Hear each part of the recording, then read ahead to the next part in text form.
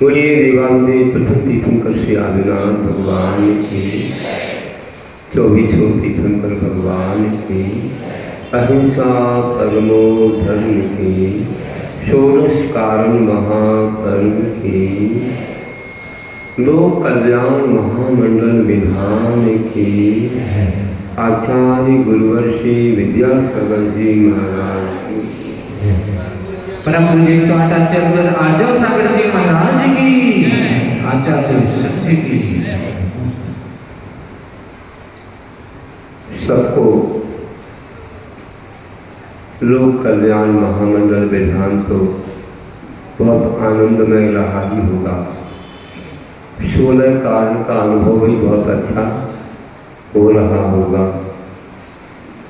और आने वाले प्रवेशन की सबकी तैयारी मंगलमय है।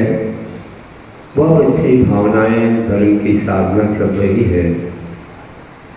ऐसी साधना, ऐसी परंपरा चलती रहे और साधु आते रहे, धर्म लाभ उनसे मिलता रहे, प्रभावना होती रहे और मंदिर भरा भरा लगे और सबको बैठने की सुविधा भी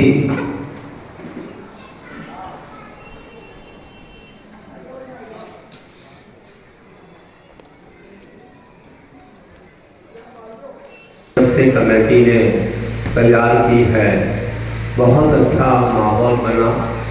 आज पूरे देश से लोग आ रहे हैं। कहाँ 2000 किलोमीटर से आए, देखो तमिलनाडु से, कोई जयपुर से आए और देखो गुर्जर समाज से होकर के भी जैन धर्म को पालन कर रहे हैं। अब तो पक्के जैन और बहुत अच्छे 16 कारण व्रत 2011 से कर रहे हैं। दूसरी बार आ गए, अभी आए थे, फिर अभी आए और 10 लक्षण में शायद रहेंगे। शिविर में रहने का मन बनाया होगा, बनाया है, हाँ बनाया है। देखो भाई शिविर में रहेंगे और तमिलनाडु वाले भी रहेंगे शिविर में, गुजरात वाले तो हैं ही, कितने स्टेट हो गए तो मध्य प्रदेश के लोग भी हैं और आ रहे हैं। अभी तो आजकल में आ जाएंगे, जगह जगह से आएंगे और यहाँ पर सब लोग रहेंगे, अनेक राज्यों के लोग, और आपकी ये धर्म की भावना वात्सल्य लेकर के जाएंगे। ऐसा ही होता रहे। अभी जो मैंने बात कही थी, इसका समर्थन तो आप लोगों ने मन से किया ही होगा कि अपने बड़े मंदिर में अतिशय क्षेत्र पर एक विशाल सभागृह या प्रवचन हॉल होना चाहिए। सबका समर्थन है कि नहीं है? है ना? हाथ उठाओ, हाथ उठाओ, सबका समर्थन है, हाथ उठाओ। बहुत अच्छे से, बहुत सबका मन बहुत अच्छा है और कोशिश करना कि हम सबका सहयोग लगे, जो भी अपनी भावना हो। लेकिन अभी तो मन हुआ है कि एक बड़ा कोई पुण्यवान ऐसा मिले जिसकी पीढ़ियाँ हमेशा याद रखें कि ऐसा कोई कार्य अतिशय क्षेत्र पर हुआ है। मैंने कहा सबको अतिशय के लिए आप एक तैयार कीजिए। बाहर के लोग आते थे, मालूम पड़े कि क्या अतिशय, उसका एक होल्डर होना चाहिए। आज ही मैंने बताया। तो ऐसी अच्छी भावनाएं लोगों की हैं और अनेक कार्यक्रम, संगोष्ठियाँ, सम्मेलन चलते रहेंगे। और आज हम लोग देख रहे हैं इस महामंडल विधान के अंत में जो भावना प्रदर्शन वत्सलत्व की है। प्रदर्शन वत्सलत्व का अर्थ क्या होता है? प्रदर्शन के दो अर्थ होते हैं। एक तो चिन्हवाणी, जो हमने कहा था पहले प्रदर्शन भक्ति में कि जिन्हवाणी प्रकृष्ट वचन रूप होती है, और दूसरा प्रदर्शन का अर्थ होता है साधर्मी। साधर्मी एक अर्थ होता है। साधर्मी मतलब अपने जैसे धर्म का पालन करने वाले, उनको प्रदर्शन बोलते हैं। ये हर व्यक्ति को नहीं मालूम है। प्रदर्शन वत्सलत्व का अर्थ साधर्मी में वात्सल्य होना, ऐसा जानना चाहिए। तो साधर्मी में जो अकृत्रिम वात्सल्य होता है, जो प्रेम होता है, स्नेह होता है, वही है प्रदर्शन वत्सलत्व। और हमारे पूर्व आचार्यों ने और भी समझाया है।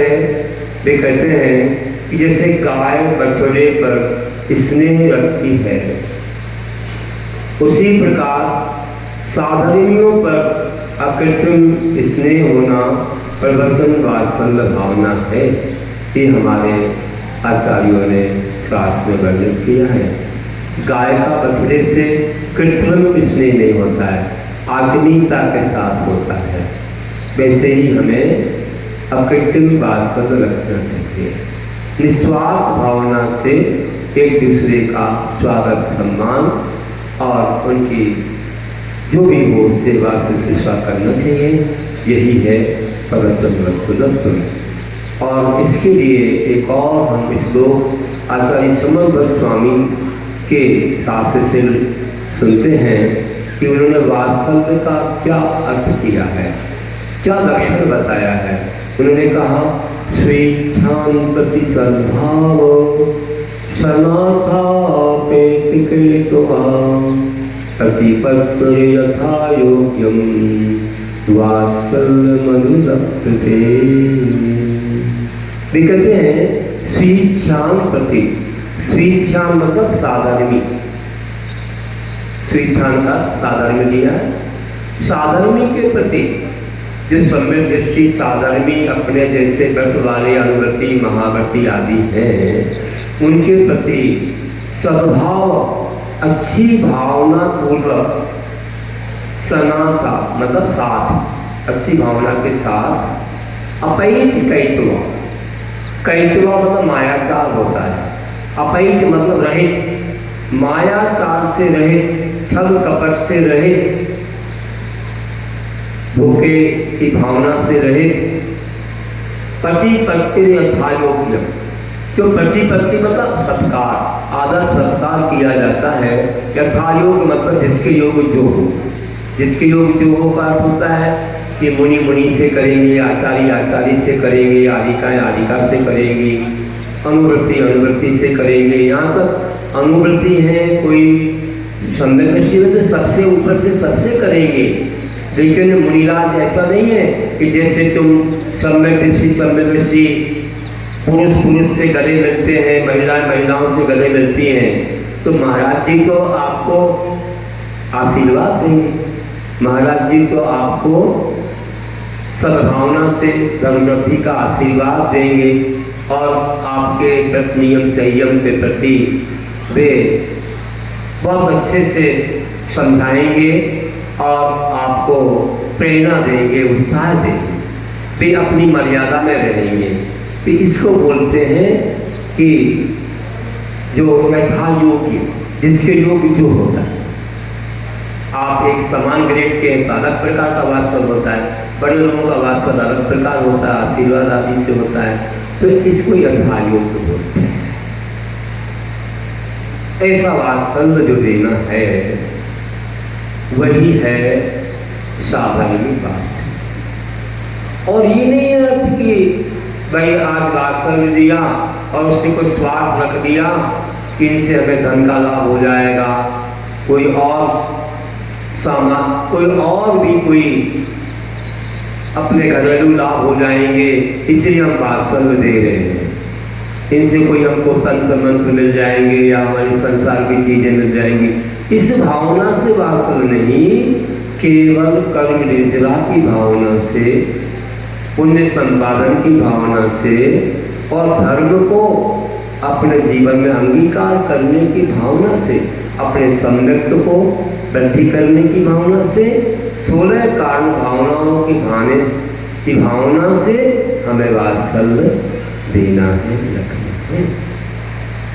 देखिए वात्सल्य कितना महान होता है।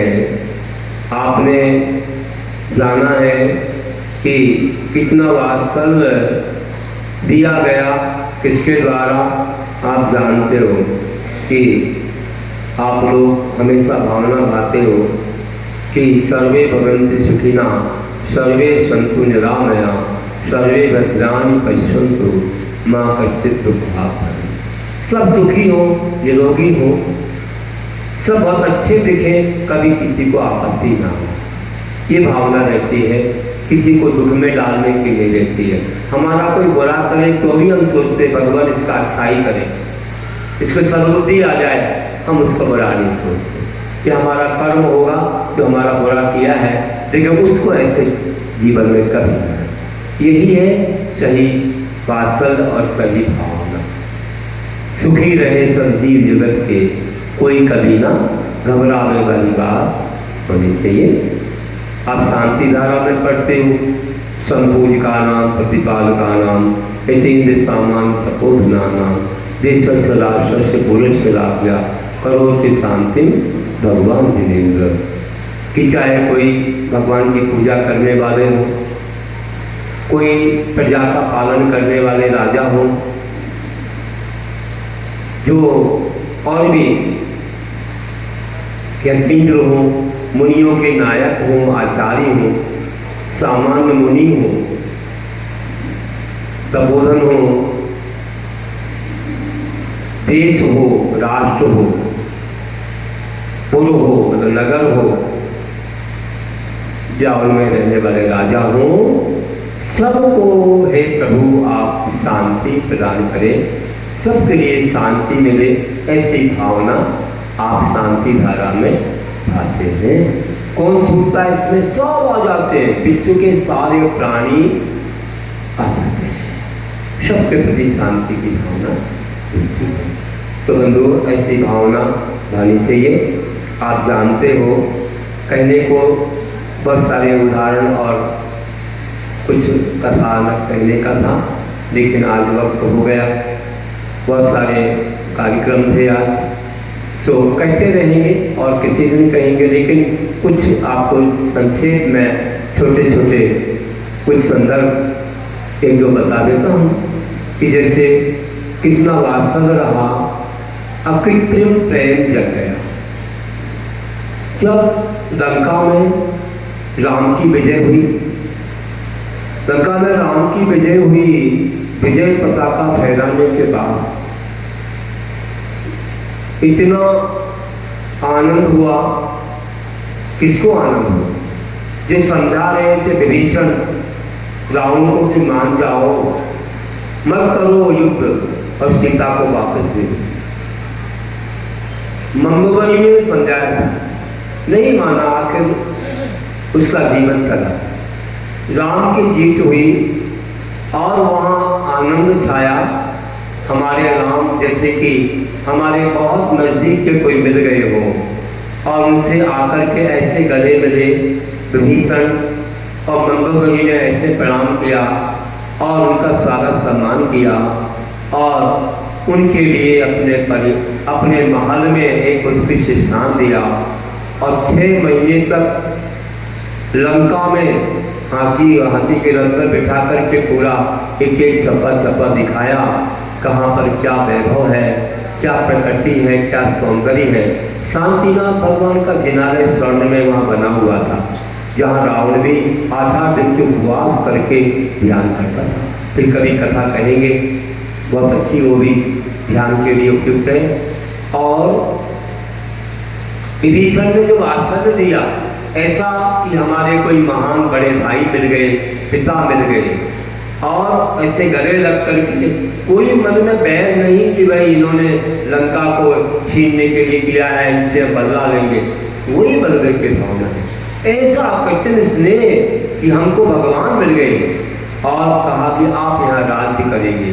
उन्होंने कहा नहीं, मेरा राज्य तो अयोध्या में है, मेरे वर्ष भी पूरे हो गए 14 वर्ष, अब मैं लौट करके जाऊँगा और पहुँचूँगा और सब इंतजार कर रहे हैं आसन पर बैठाने के लिए, बर्फ भी आतुर हैं, तो मैं यहाँ से जाऊँगा।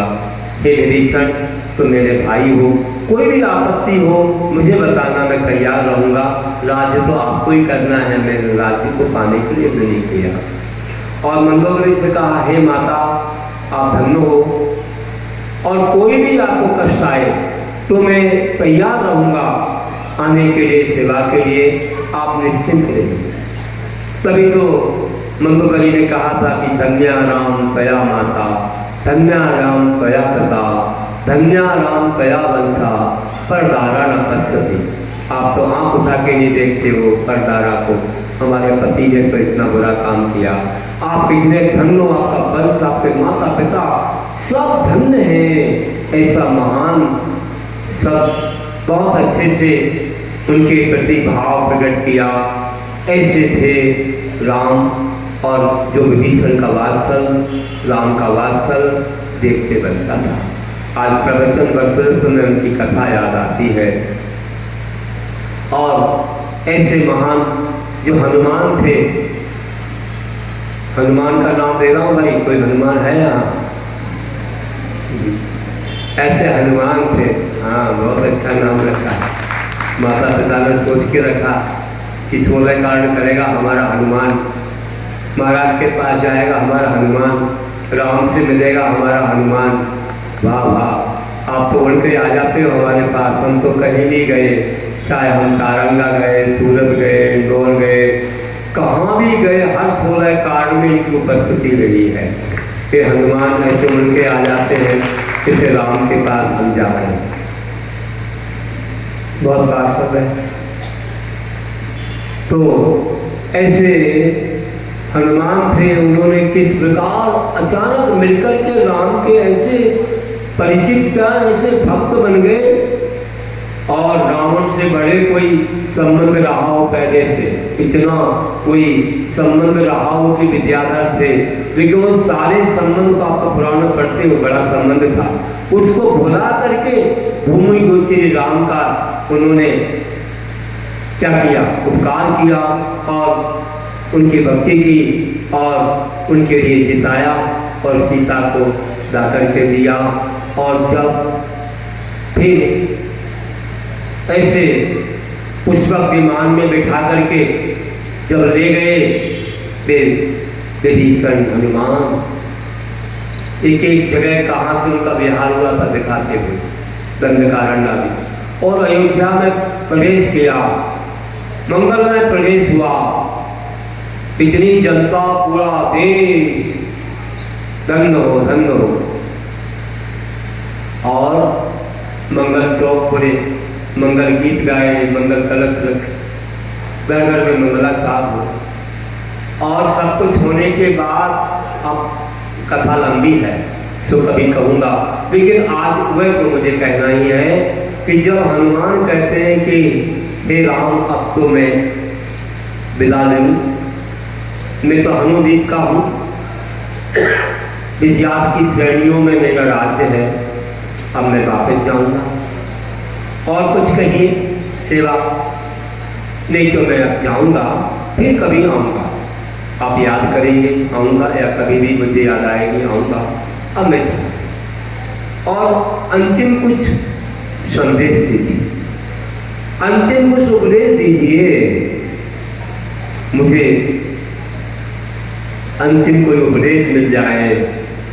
कितना मंगल में उन्होंने वह भाव प्रकट किया कि हे हनुमान, हे हनुमान, तुमने जो उपकार मेरे पर किया है, जो कार्य मेरे साथ किया है, ऐसा कार्य मुझे कभी तुम्हारे ऊपर ना करना पड़े, बस यही मेरी मंगल भावना। गहराई से समझिए, गहराई से समझिए कि किसी का एक्सीडेंट हो जाता है, कोई सहायता करता है, उसकी सेवा करता है, तो दूसरा क्या सोचता, भैया इतना उसने उपकार कर दिया, अब इसका बदला कब चुकाऊंगा, जल्दी से जल्दी उसका एक्सीडेंट हो जाए तो मैं भी उसकी सेवा करूँ। सोचते हैं कोई लोग, गलत बात है। डॉक्टर सोचता है कि अच्छा सीजन आ गया, खूब बीमार पड़ेंगे तो अच्छी हमारी हॉस्पिटल क्लिनिक अच्छा चले, है ना, या खूब सारे रोगी हमारे पास आए, अच्छा है क्या सोचना? नहीं। जो ये सोचता है कि मेरे हॉस्पिटल में कोई रोगी ना आए, मुझे किसी का इलाज ना करना पड़े, भगवान किसी का इलाज ना करना पड़े, मेरी आजीविका चलेगी मेरे पुण्य से, दाने दाने पर लिखा खाने वाले का नाम, जो भी होगा। लेकिन अब कोई कर्मोदय में तो बीमार पड़ते ही है, ऐसा तो नहीं होगा कि नहीं पड़ेगी, तो इलाज करना पड़ेगा। लेकिन मैं चाहता हूं कि सब निरोगी हो जाए, सर्वे संतु निरामया, निरामय मतलब निरोगी, यह अपन भावना बात है। ऐसा डॉक्टर कितना महान है, सबसे महान वही डॉक्टर है जो कहता है मेरी दुकान पर कोई, मेरे क्लिनिक पर कोई ना आए, सब निरोगी है।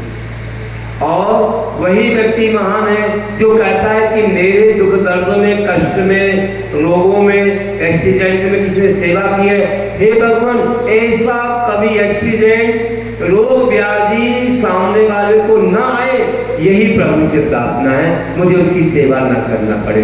बस यही बात राम ने कही कि मेरी सीता का अपहरण हुआ और तुमने लाकर के दिया, युद्ध में मुझे जिताया, हे प्रभु से यही प्रार्थना कि आपके परिवार का कोई व्यक्ति कहीं ना गुम जाए और ना मुझे ला करके देना पड़े, हमेशा सुखी रहे और सानंद निर्विघ्न आपका जीवन चले, ऐसी मंगलमय भावना भाई।